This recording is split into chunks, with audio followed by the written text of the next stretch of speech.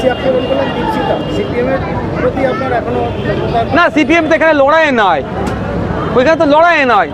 সিপিএমের মেকানিজম আছে, সুন্দর করে ছবি ভিডিও তুলে ফেসবুকে পোস্ট করে দিচ্ছে।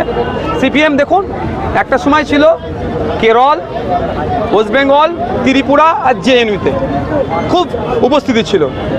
এখন দেখুন ত্রিপুরাতেও নয়, ওয়েস্ট বেঙ্গলও নয়, কেরলা, জেএনইউ আর ফেসবুকে আছে। এখন ফেসবুকে সিপিএম পার্টিটা চলছে।